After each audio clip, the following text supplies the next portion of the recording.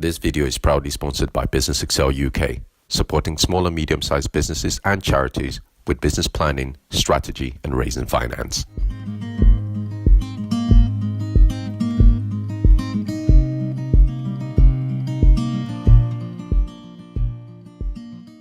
Up until the age of 30, I didn't really know what I was going to do.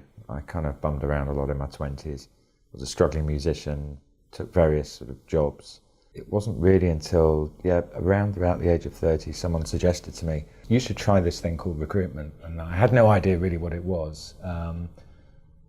I decided to do that. I was just about to get married, so I had to be a bit more responsible. Got a job at a large firm in London, and just found out it was something I was quite good at. So within the space of about 18 months, I was sort of their kind of top person. And then I joined another firm for about a year and a half, and at that point I kind of had an inkling that I could probably do this a little bit better. I set it up with someone I'd worked with previously. We essentially just went for a round of golf and decided there and then to set it up. It was as simple as that. We set it up in 2003 in a bedroom not much bigger than this. For me, I've always, it was more than a gut instinct. It was a kind of it felt like a very strong compulsion to do it, but a really good idea, even though a lot of people were saying, are you crazy? Nevertheless, it felt right. I can't explain it more than that. So that's what we did. And effectively what then happened was, so over the next, 14 years, we grew it. And by the time I exited last year, we're at sort of 70 people, £20 million turnover, offices in Germany, Sweden, the UK, and we were looking to open up in the States as well. So it had been a very, very tough journey, but by the time I exited, we were obviously in quite a good position. The first challenge was me actually deciding to do it. Even though my gut was saying do it, there was a lot of external people and external reasons why I shouldn't. And I would say to most people that, that is an inevitability of starting up a business. You've almost got to kind of get attuned to that, because even if other people don't tell you or do tell you it's a good or bad idea, you're going to have doubts yourself, because that's the nature of us human beings. Whenever you go into a big decision like that, you're going to have doubts. The other challenge was the first few months. Myself and my business partner, we used to laugh about it. We used to sort of take it in turns to have sleepless nights, because particularly at the beginning, everything was on the line. It reached a point probably about 4 months in when we'd won a piece of business. It was with a huge car company in the UK. And at that point we thought, we're probably going to be okay now. So we thought. But then as with most things in life, you get to a certain position, you think, yeah, okay, everything's great. And then sort of half an hour later you realise, well, that's not enough. I want to kind of get bigger. One thing I've learned in life is that the more you try stuff, the more you are going to fail at stuff. The thing with that is that, but the more you try at stuff, the more you will eventually succeed. But you've got to kind of, it's an inevitability of us being human beings. You are going to screw up. One of the toughest was around about the 2008 recession, it was a cataclysmic event where literally the economy fell off a cliff very, very quickly. So we were in a position where we were growing steadily, some good people working for us, but within the space of literally a matter of weeks, everything fell to pieces. We lost all our clients. We had to cut staff. We had to tell people that we had to give them pay cuts, things like that.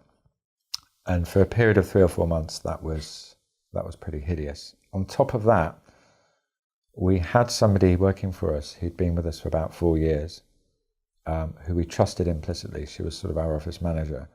And literally in the middle of all that, she confessed that she'd stolen like £18,000 from us.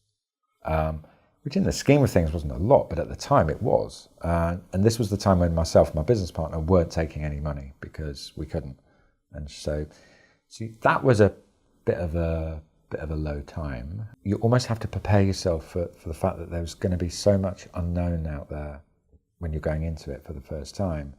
And no matter what people tell you and no matter what advice they give you, which can be helpful, individually, it's the first time you're going through something like that. So again, it's just having that awareness that that's what's going to happen.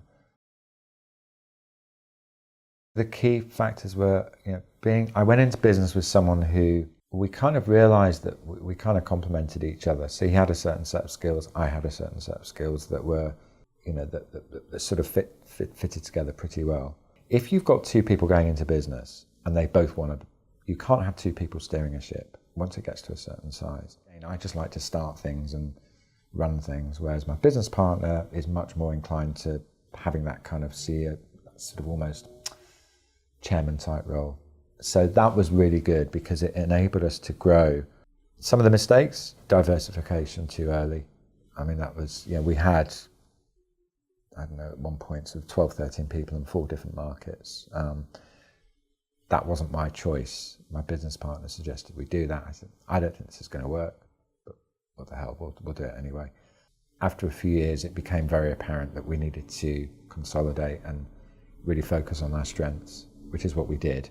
And that was another sort of reason why the business sort of started taking off. You are going to have times when you're going to feel really isolated, you're going to feel really despondent, you're going to feel panicked and stressed and anxious. And you're going to have times when you're not like that. And then you're going to have times in between. Again, that's how life works, regardless of whether you're setting up a business or whether you're not setting up a business. Just when you set up a business, it can be a bit more extreme. The advice I would say to people is, be prepared for that. It doesn't make it wrong. It's just that, that you need to be prepared for the fact that they're, again, like I said before, you're in uncharted waters. So, it could get choppy, but as long as you can swim, you'll be okay. I had achieved what I wanted to achieve, but I was getting very little out of it in terms of by way of purpose. So, I made money, that was it. That was really the only purpose to what my job was. And I could have carried on and made more money and sort of stayed for a few more years and sold out for even more. But the way I kind of figured it was, rather than what I could get, I just looked at, well, what do I need so that I don't have to worry? I looked at my lifestyle. I don't have a particularly big house. I've never driven fast cars. I'm not really kind of that materialistic.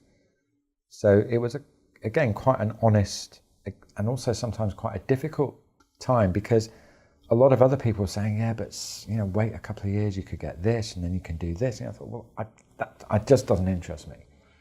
So what I did was I calculated to the penny, what do I need to live for the rest of my life without having to worry too much. And that's the figure I negotiated, and that's what I got. I've set up a consultancy, a business consultancy, which is geared towards helping sort of companies overcome some of the people issues that exist so much these days, be it stress, anxiety, and how really helping companies tune up mentally so that they're able to kind of navigate what is a very choppy territory being a business.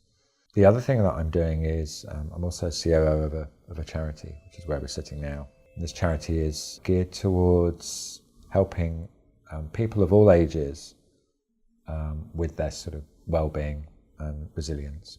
And then the other things I'm doing, I'm also a musician, so I play in a couple of bands, and so I'm doing that, and I run marathons, and so it's just nice to kind of do different stuff.